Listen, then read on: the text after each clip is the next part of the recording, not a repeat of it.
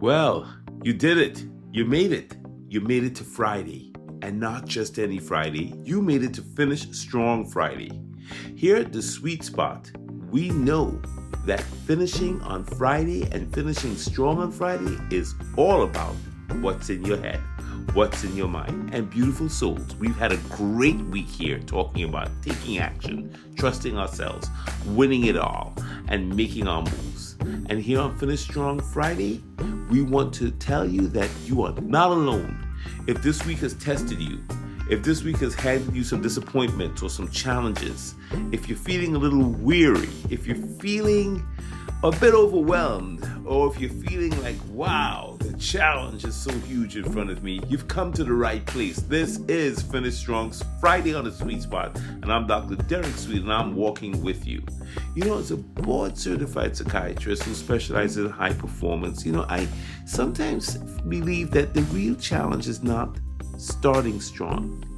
It's staying locked in when you're tired, when you're frustrated, and when you're feeling like you're running on fumes, when you're injured. I've seen this with some of the greatest athletes that I've worked with, that when they are tired, when they're injured, they find a way to grow legs on something called perseverance. Their perseverance has legs.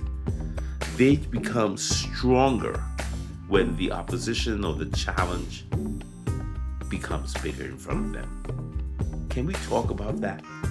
Can we even put that into biblical wisdom, into ancient wisdom? Can we frame it from that perspective before we jump in?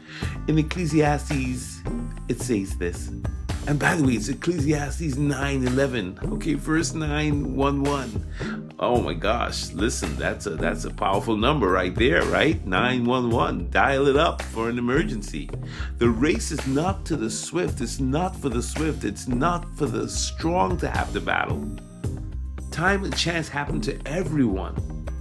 The race is not for the swift, nor the battle for the strong. You know who the race is for? The one that can endure to the end. The one that's going to finish strong. This verse hits because it humbles the grind. It reminds us winning isn't about speed or muscle. It isn't about power and strength. It's about showing up again and again when everybody else is checking out or others are making excuses. You don't have to be the fastest. You just have to stay in the race. Walter Elliott, mindfulness writer, perseverance is not a long race, it's many short races, one after the other. And isn't that true of life in some way, that you get finished with one thing and then there's another one? And you, my friend, have run so many races. I'm just so proud of you for all the races you've run and so many of them that you've accomplished and done so well. When you look back, you've done a great job. You've run the race. That's a mindset shift, right? Not thinking of it as one long race, but as several races. And right now you might be in a race that you're running and it's that 18th mile and it's really hard and it doesn't feel like you're making progress. Keep running. Right now you might feel like you're going through hell. Keep moving. You're not going to stay there. You don't need to conquer the whole mountain today. You just need to keep taking that next step and then a next one. Break it down.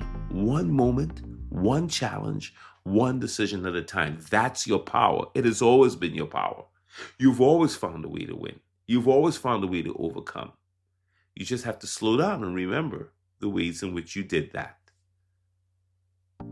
The Japanese proverb that we always quote, fall 7 times, stand up 8. That's who you are. That's who we all are. Here's the truth. Nobody finishes strong because they never fall or they never fell. They finish strong because they've refused to stay down when they fall. And that's worked for me many times when I fell. It was about, are you going to get up? Absolutely.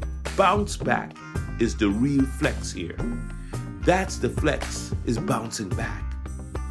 And you know you have an ability to reset yourself and to rise. Because that's where the winning lives, isn't getting up. And I'm proud of you because you got up today and you face it today. And you're listening to The Sweet Spot today on Friday. This is good stuff right now.